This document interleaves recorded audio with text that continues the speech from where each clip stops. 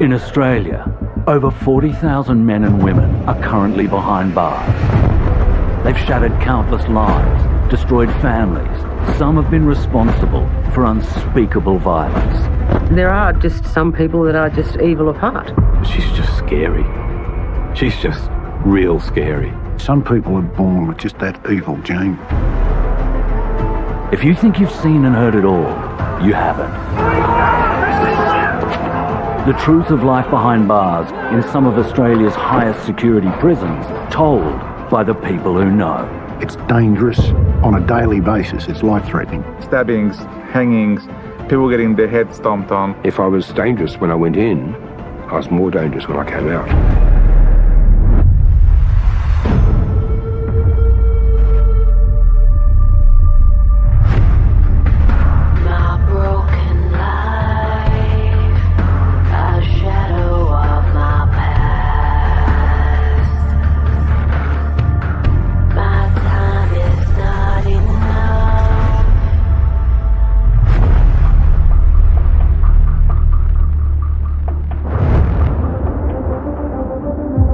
In this episode, and he said, I've got to wash all Carl's brains off me.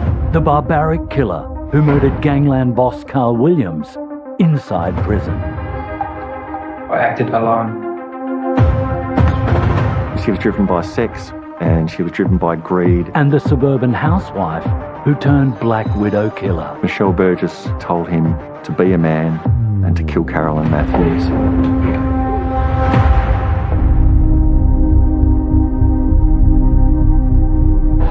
This is 21-year-old Paul Charles Denyer, otherwise known as the Frankston serial killer. In 1993, he terrorised the Melbourne suburb of Frankston, killing 3 young women. 18-year-old Elizabeth Stevens, who was walking home from the bus stop. Deborah Freem, a mum with a 12-day-old baby. And 17-year-old schoolgirl Natalie Russell. All were stabbed multiple times. Denyer's killing spree lasted 7 weeks before police arrested him. Today he's serving 3 life sentences in Port Phillip Prison, Victoria's largest maximum security detention centre, holding 1,100 prisoners. Ash Langsworth is a former correctional officer who's had dealings with Denyer in prison. He mixed in the circles of other prisoners that did a similar crime to him. One of Denyer's friends in Port Phillip Prison is Julian Knight, who shot 7 dead in 1987 in the Hoddle Street Massacre. Vicky Petratus is a crime author who's written a book on Denyer. Julian Knight had a copy of his police file, and Paul had a copy of his police file, and they would look at each other's crime scene pictures and could be heard to be laughing about them. And that's disturbing beyond measure. I believe 100% in violence in violent places. That's Paul O'Sullivan, another former correctional officer who's had dealings with Denyer. People like Denyer get absolutely tortured. The prisoners burned him. Paul Denyer killed 3 women in 1993, but there would have been a 4th killing if it wasn't for fate. He was polite, he always said hello and seemed a little bit shy. This is Gloria Vaines. Her daughter Donna was a neighbour of Denyer's in 1993. Paul was sort of interested in her as a friend. Maybe he had plans then, I don't know. Denyer definitely had plans. And if it wasn't for the sheer luck that Donna had gone out for the evening with her husband Les, she would have felt the full force of them. The flat was just ransacked and there was just blood everywhere. When they arrive home, Donna and Les are confronted with the most horrendous sight. Her cats have been slaughtered and disemboweled. There was kind of a cat-shaped smudge on the wall to suggest that the cat had been thumped into the wall. And the 2 kittens had been killed in the laundry. But Donna and Les freeze with fear when they see what's scrawled on the wall. There was a death threat on the wall that had been done in the cat's blood, saying, "Donna, you're dead." State emergency service workers and police swarmed across Lloyd Recreation Park in Langwarrin today. They were searching for the murder weapon used to cut the woman's throat. It's now 4 months since Donna's cats were butchered. And just 5 kilometres away, the body of 18-year-old Elizabeth Stevens has been found in a drain.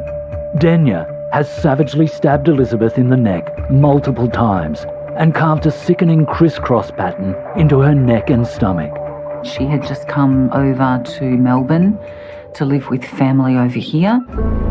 Elizabeth's murder is a tragedy, and the local community is in utter shock and disbelief. And that trauma escalates when Denya strikes again just 4 weeks later. Once Debbie was taken, there was mass panic. Police have confirmed the body of a young woman found on a roadside southeast of Melbourne is that of missing Seaford mother Deborah Freem. She'd died in a frenzied knife attack. They knew there was a really good chance that Elizabeth and Debbie had been killed by the same type of offender because they had the same types of injuries. People were absolutely terrified. You would go to the video store and you would be looking sideways and going, is it him, is it him? I can't really say it's someone crazy. I believe it's someone who knows what he's doing. He's doing it for kicks. It's now Friday the 30th of July, 3 weeks after the murder of Deborah Freem. 17-year-old student Natalie Russell leaves John Paul College for her walk home around 2:30. It is a walk she'll never complete.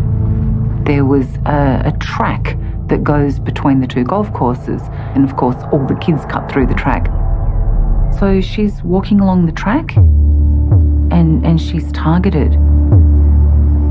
Natalie's every move is being watched by Denya using a pair of binoculars. He's sitting in his car, smoking cigarettes close to the track.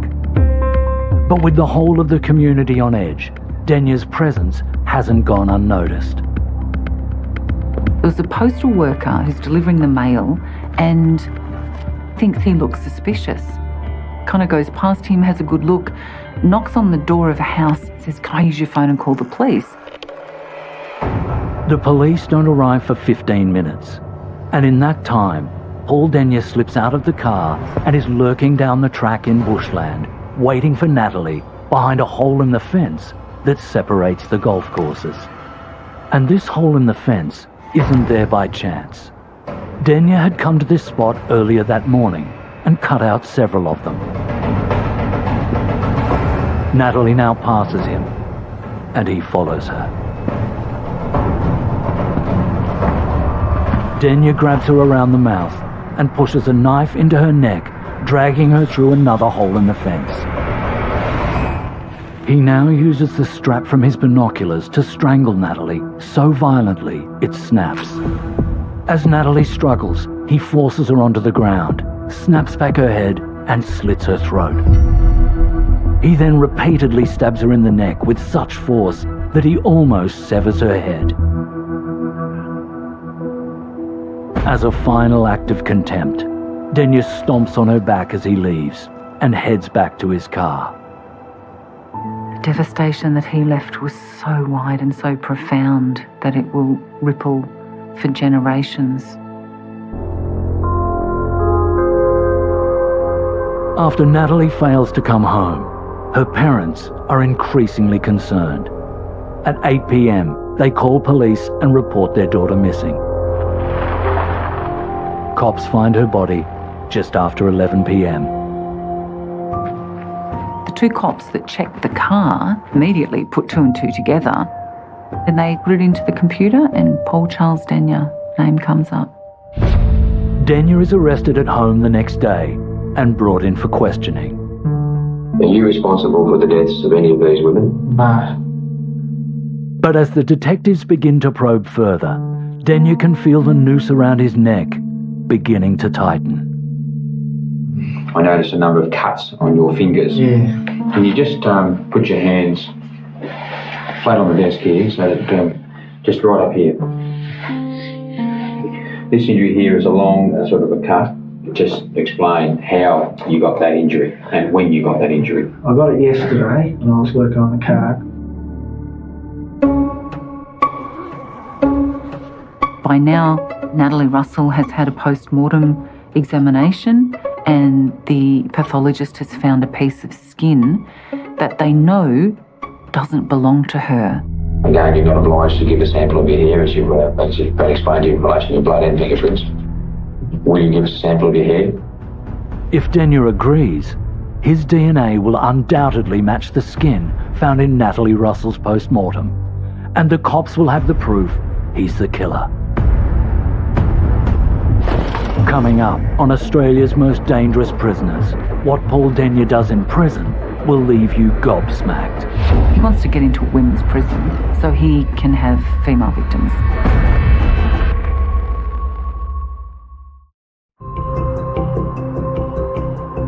Again, you're not obliged to give a sample of your hair as you've explained in relation to your blood and fingerprints.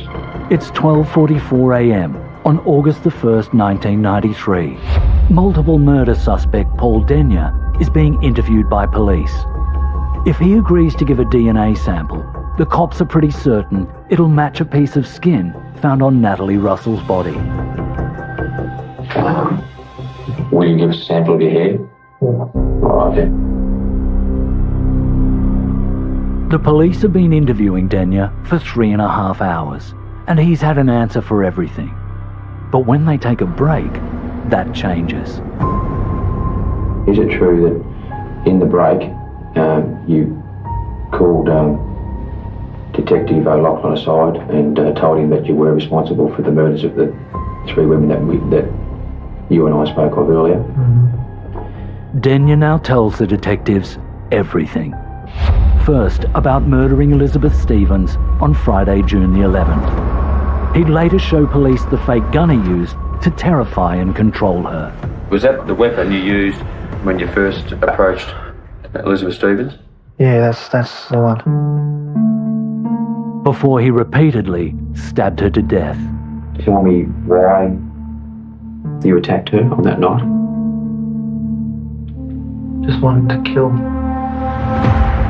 Denya then tells the cops how he strangled and stabbed Deborah Freem. Why did you kill her? Same reason why I killed Elizabeth Stevens. I just wanted to. Now Denya chillingly confesses that had Donna Vaines been home that night in February, she would have been the first to be killed. You went to Donna's flat in Claude Street to kill her. Yeah. And she wasn't home. No, she wasn't. So you broke in and what'd you do? I killed a cat. Later, he takes police to the bike track where he butchered Natalie Russell. I walked along the grass like this and make a sound. So you would be heard? Yeah. And when she got about 10 metres down the track here, I came out of the fence. I grabbed her here around the mouth, yeah, in the left hand, like this. Yeah. I dragged her through here. There are moments where he's completely sort of deadpan, but then you get the chills when you get these glimpses into his soul. I've been following heaps of women around. Just waiting for that opportunity. Waiting for the sign. Denya never got that opportunity again. He's been incarcerated since December 1993 and is today in Port Phillip Prison in Victoria. Port Phillip is a modern prison, opened in 1997. Most inmates share cells, which have a shower, sink, toilet, television and kettle. Denya is held in the prison's protection unit and has a cell to himself to minimise the chance of him being attacked. He went to work every day, Monday to Friday. Working prisoners typically do a 5-day, 30-hour week. Depending on the job, they'll earn between $25 to $70 in that time. He's doing sewing for the prison system, curtains for the prison cells. prisoner clothing. He'd go to work and do all that type of stuff. When he's not working, Denya hangs out in the prison's day room and recreation area. He even has access to a tea room. You learn all about him over the period of the next 15 years when I was working there. Despite Correctional Officer Ash Langsworth knowing Denya well, he had no inkling of what the killer would do in 2003. Posing for a photo sporting ponytails and plucked eyebrows, Paul Denya has once again grabbed headlines from inside prison. The self-confessed woman hater was recently assessed for a sex change operation. He wants to get into a women's prison so he can have female victims. We had to call him Paula or Miss. Well, I'm just going to call him Denya. I'm not getting into that. It's estimated around 400 prisoners in Australia are transgender. But not all are held in prisons that align with their gender identity, meaning trans women could be held in male prisons. In 2004, Denya demands to have gender reassignment surgery and dresses as a woman. Using dirt and moisturiser for foundation, using pollen and Vaseline, and using cigarette butts rubbed onto fingernails to stain them yellow. Paula would also manipulate the prison uniform to turn it into skirts. Denya's bid for a sex change is quickly denied. Intel that I've got now is that he no longer identifies as Paula and that he's firmly back as Paul.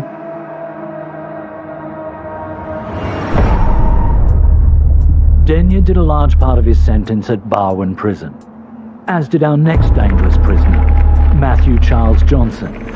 Johnson murdered one of Australia's most notorious crime lords in 2010. Carl Williams was serving life inside Barwon Prison. Today, that's where his life ended. Matthew Johnson was sentenced to life for the murder of Carl Williams. And today, he's still serving that time in Barwon, a high-risk, maximum security prison in Victoria that holds nearly 500 prisoners. Barwon was opened in 1990 and has over 10 separate accommodation units. Some hold Australia's most high-security prisoners. Others segregate at-risk inmates due to the nature of their crimes.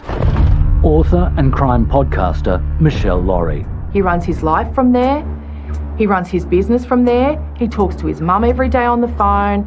His kids bring their kids in to visit him. And on the inside, Johnson is top dog, king of the prison.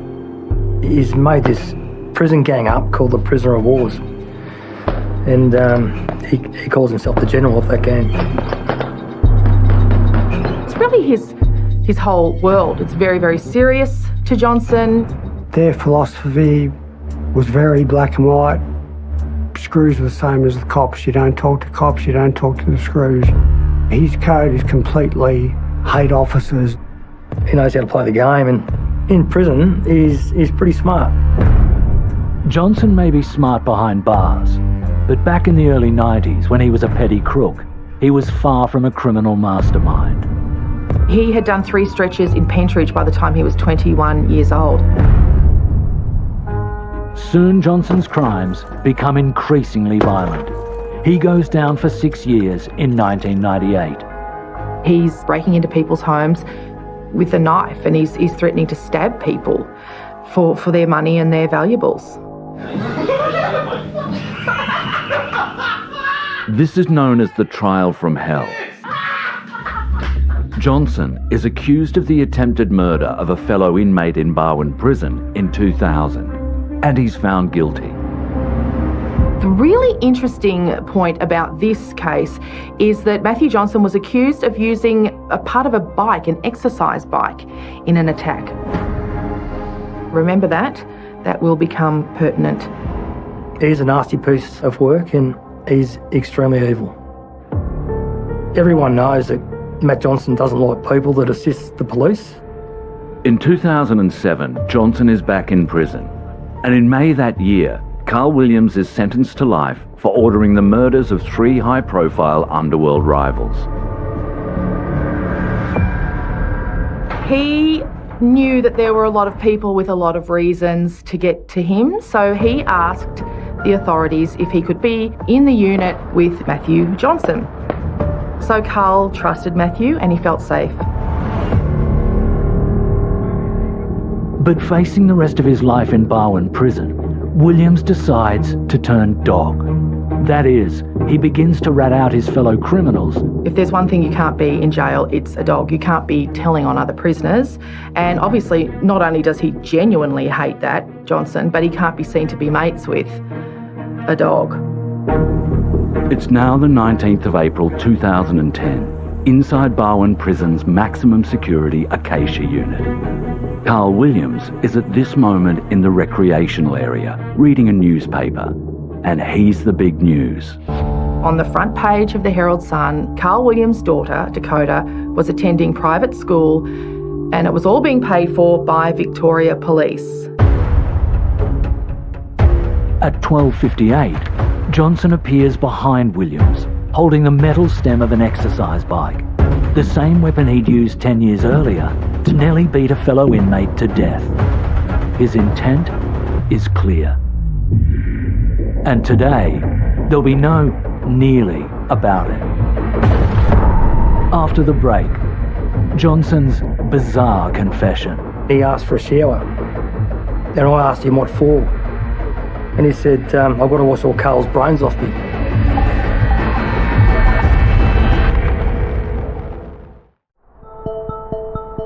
It's 12:48 p.m. on the 19th of April 2010 in Barwon Prison. Matthew Johnson is about to attack gangland boss Carl Williams, who's reading a newspaper story exposing him for being a police informant. Carl was literally sitting at the table reading that newspaper, reading that Herald Sun.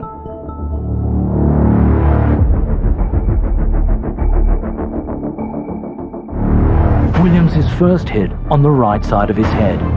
He goes down hard onto the floor, face first. Johnson now bashes him another 7 times. Matty dragged him back into the cell. Got a towel, soaked up the blood on the floor outside and threw the towel over him. After murdering Williams, Johnson walks around the exercise yard. Guards don't find Williams' body for 30 minutes, and only after Johnson fronts up to them. Matty went up to a female officer and said, "Excuse me, miss, don't get upset, but I think you need to have a look at Carl, he's had a fall." Then all hell went loose. Ambulance officers arrived within 2 minutes of the call to find Carl Williams critically ill after an altercation with at least one other inmate. And as a result of those injuries that have been inflicted on Mr. Williams, he subsequently died. Have you got any comment to make about that? No comment. Johnson is interviewed later that night, around 8 p.m. Is there anything further you'd like to say in regards to the death at this stage? Just I acted alone. Sorry? I acted alone. The following day, I was instructed by prison supervisor to get a urine collection sample off Johnson. He said nothing towards me until he finished the sample and then he asked for a shower. Then I asked him what for. And he said, I've got to wash all Carl's brains off me. And he goes, "What's the problem, boss? People die every day." Former correctional officer and ex-con Ash Langsworth is in no doubt why Williams was killed. So he killed Carl because he doesn't like those type of people. Matthew Johnson's cool exterior masks an appetite for violence. He gave away nothing as Justice Lex Lasry sentenced him to life in jail for the murder of Carl Williams. Johnson gets 32 years. A scathing ombudsman's report blasts Corrections Victoria, the organisation that runs Barwon, for putting Williams with Johnson in the same cell unit. I was asked if that murder could have been avoided. I said absolutely it could have. Ash Langsworth also puts himself directly in Johnson's firing line. Because I gave evidence against Matthew Johnson, they gave me death threats, and I feared for my life. A convicted hitman now confronted Ash. Rodney Earl Collins, I'll never forget that. He said, "You're a dead man, Mr. Langsworth, just you wait and see."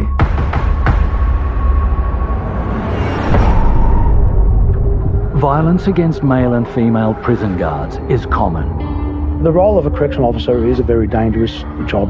It has its perils. In 2022, there was an assault on a guard in New South Wales prisons once every 2 days.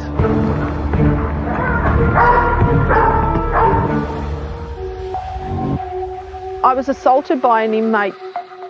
We were moving her from one cell to another cell. She took exception to the male officer, and she was hitting me repeatedly in the head, trying to get to him and push past me. My jaw was nearly broken. Had scratches down my face, bruises on my body. Don't go out there thinking I can't be touched, because I promise you 6 to 10 guys will do you in seconds. I'm not talking about minutes, 30 seconds, that's it. Myself and another officer, female officer, were sent to a prisoner in hospital. We'd received intel that she had contraband in her bed. When I lifted the pillow, there was a glove and it was full of stuff. I grabbed it, she grabbed it, and there was a tussle. And she pulled my hand close to her mouth. She bit my hand, and she bit hard. I had to undergo blood testing every 3 months for a year. For some correctional officers, the job can be even more treacherous. A prison officer has died after being bashed by an inmate. Senior Officer Wayne Smith had been in hospital with head injuries for 6 weeks, but died last night. On this particular day, Senior Correctional Officer Wayne Smith escorted an inmate by the name of Carl Edward Little down to a holding area. At this point, Little spat at Officer Smith and then violently attacked him. The inmate continued to assault SCO Smith while he was laying motionless on the ground. Continued to kick him into the head region, into the chest area, continued to stomp him. He was one of 12 officers that we've lost over the years. Coming up, Michelle Burgess, the ordinary housewife who can get men to do anything she wants. She is a black widow. She's someone who uses sex as a weapon and as a tool to get what she wants. She was driven by sex and she was driven by greed. This is Michelle Burgess, an ordinary suburban Adelaide housewife whose hold over men will ultimately result in murder. Author Abe Madison. Michelle knew how to make a man feel desired. She knew how to look at him in just the right way. And that power, in true Black Widow style, would ultimately convince a weak man to kill her lover's wife. In 2001, 37-year-old Carolyn Matthews was slaughtered in her own home, repeatedly stabbed over 40 times. Burgess would ultimately be found guilty of her murder and is currently serving a 30-year sentence here in Adelaide Women's Prison, a jail that holds over 230 prisoners that are high, medium and low risk. I believe she came across as the mum. This is Jennifer Cashow, a former corrections officer who's had dealings with Burgess. Very easy to have a conversation with because she had a great sense of humour. I did like her. And I would joke and say, well, we're kind of like family, aren't we? She's like, Auntie Michelle Burgess. Burgess may seem harmless now, but 20 years ago, she wrecked the lives of a once happy family. This is the Matthews family home in West Lakes, Adelaide. It's the 12th of July, 2001. In the kitchen, 3 teenage boys have just found their mother, Carolyn, bloody and unresponsive, in what they think is a suicide attempt. But their father, Kevin Matthews, who is also there, knows exactly why his wife is lying dead in their blood-soaked kitchen. And to understand how this happened, we need to delve into the mind of Michelle Burgess and her relationship with Kevin Matthews. He had a wife that loved him, 3 boys who adored him. Kevin Matthews had everything, including a wandering eye. And it's this wandering eye that leads to Kevin Matthews becoming entangled in Burgess's deadly web. It's actually quite hard to keep track of how many affairs Michelle had. Burgess's 8-year marriage to her husband Darren is anything but happy. Darren Burgess is an assistant manager of a Bow Repairs tyre shop in Port Adelaide. His boss and regional manager is Kevin Matthews. A meeting between Michelle Burgess and Kevin Matthews became inevitable. The pivotal moment came when Michelle Burgess has visited Kevin in his office one day and put it to him that she would like to be his mistress. And they had sex in his office there that day. As the affair intensifies, so does Burgess's envy. And that focus is all on Carolyn Matthews, Kevin Matthews' wife. Michelle perhaps imagined stepping in and living Carolyn's life. And that's what she set about doing in recruiting David Key and trying to find a way to have Carolyn killed. David Key is a small-time criminal, the brother of one of Burgess's friends. He said to her, I'll kill your husband and I'll kill your lover's wife for 50 grand, 25 apiece. David Key has never done anything like this before. He's just a petty criminal. But Burgess uses sex to get what she wants. When Michelle Burgess would look at a man, he would see in her eyes that there was sex there. David had fairly simple needs. All he's interested in is getting some sex. Burgess is now sleeping with both Key and Kevin Matthews. And Matthews is fully behind the plan to kill his wife. David Key's not so good with details, so the details had to be written down for him. Who it was he was supposed to be killing, where it was they lived, what they looked like. So Michelle helpfully gave him all these details, what was literally a murder contract. Having waited long enough, Burgess decides that today's the day and demands the killing happens tonight. But there's a complication, and that is his 3 sons. So Kevin's idea is that he'll take his boys to the video store and create a window of opportunity for David Key and Michelle Burgess to come to the home and commit the murder. At 5:25, Kevin Matthews phones home and speaks to Carolyn. He arranges to pick up his son, while Burgess and Key drive to his West Lakes home. And the entire time, Michelle is goading him, telling him, you are not a man, you are weak. And he's angry, he's really angry. At 5:40, Kevin Matthews picks up his sons, and not long after, Burgess and Key arrive.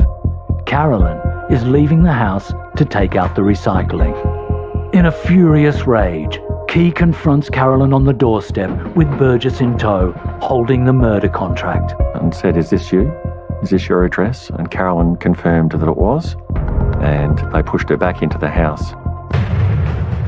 Michelle Burgess took a large Wiltshire kitchen knife and told him to be a man and to kill Carolyn Matthews. And it's at that point that David Key has grabbed the knife from Michelle Burgess's hand and started attacking. But Carolyn Matthews did not go down without a fight. Coming up on Australia's most dangerous prisoners, Michelle Burgess gets caught out with the biggest lie of her life. So you deny ever having an affair as such with Kevin Matthews? Yes, we never had an affair. Never had.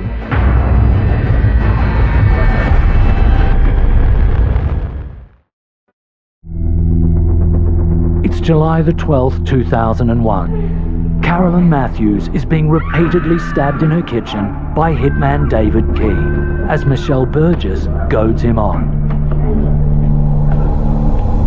Burgess is having an affair with this man, Kevin Matthews, and she wants Kevin's wife dead. Carolyn Matthews did not go down without a fight. She grabbed a frying pan and she tried to defend herself, and she begged for her life. But David Key did not stop. There were more than 40 separate injuries found on Carolyn Matthews' body. She never stood a chance.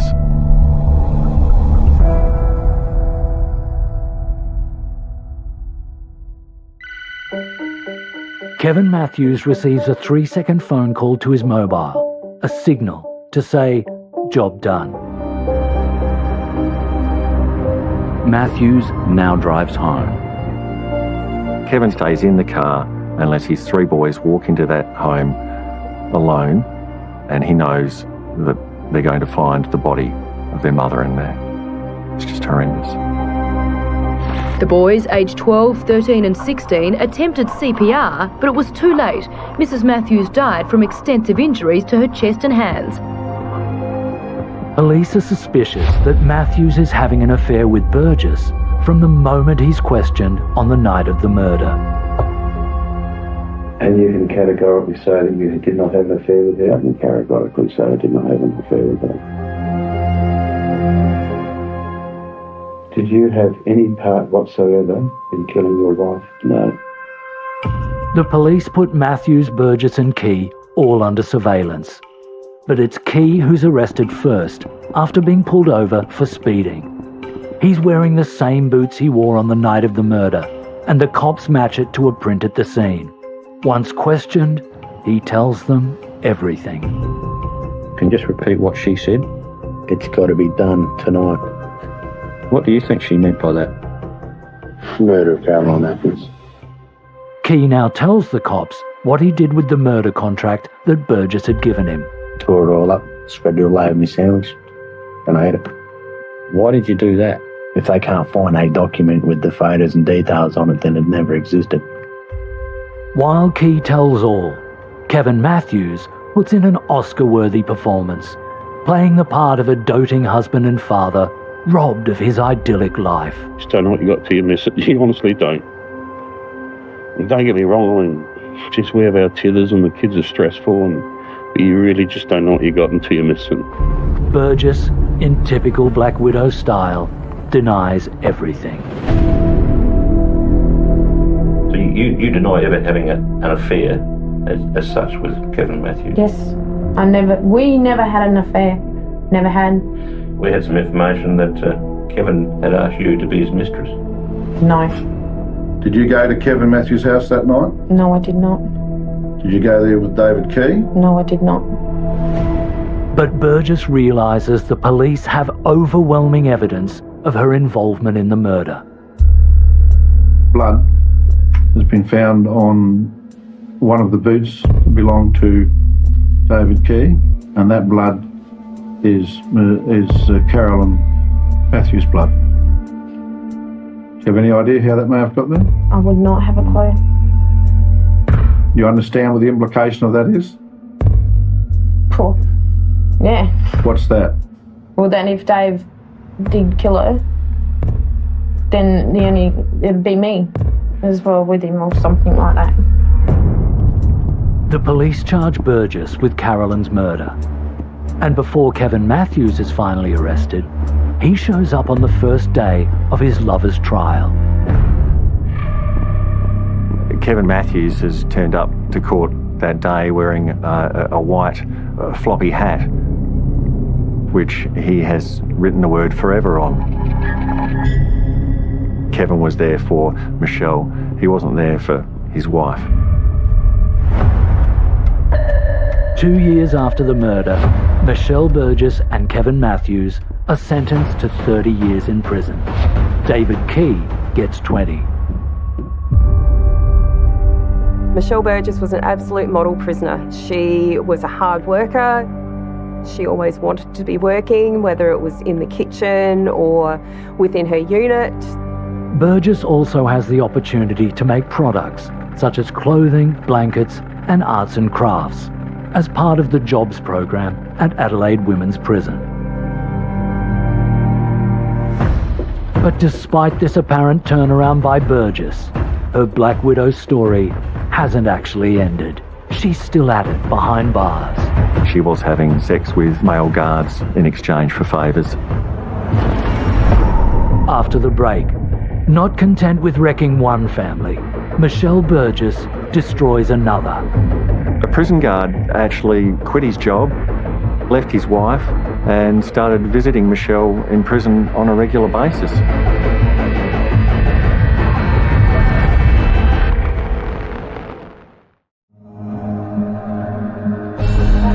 Michelle Burgess was not a good wife, and she was not a good mother, and she was not somebody who could be trusted. Black Widow killer Michelle Burgess has spent the last 2 decades doing time in Adelaide Women's Prison for the murder of her lover's wife, Carolyn Matthews. It's hard to say she was a good person, but she never ever threatened or intimidated or argued with any of us staff. That's what Burgess is like with the women's staff. It's a whole different situation with the men. There was reports made and suspicions that she was having sex with male guards in exchange for favours. The male staff were told quite clearly this is potentially what could happen and don't fall for the trap. She had something about her that men found attractive. The prison did have to institute a rule whereby she was not allowed to be alone with male officers. But one correctional officer has found himself snared in Burgess's dangerous web. A prison officer had been lured into a bit of a relationship with her when she was working in the kitchen. So this prison guard actually quit his job, left his wife, and started visiting Michelle in prison on a regular basis. Michelle made him feel special and wanted. And even though there was no possibility for any further sex, he was still hypnotised by this woman. It's some kind of power. This correctional officer did break free of Burgess's spell, but not before he'd lost his job and family. She picked her targets. She picked vulnerable men who liked the attention of women. And when they could see that there was availability there, they were on board straight away with Michelle. He was probably the last in a very long line of men who regretted making the acquaintance of Michelle Burgess.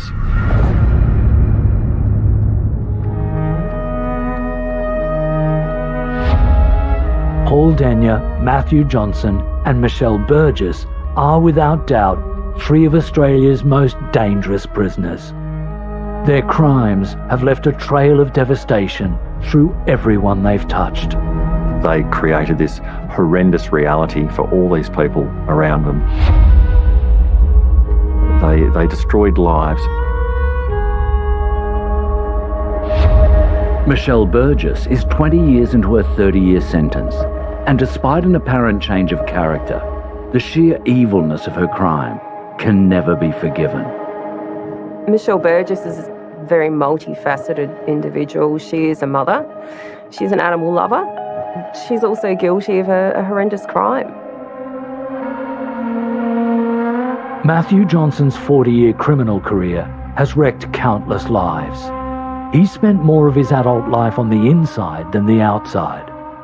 Now, Matthew Johnson, because he knows he's never getting out.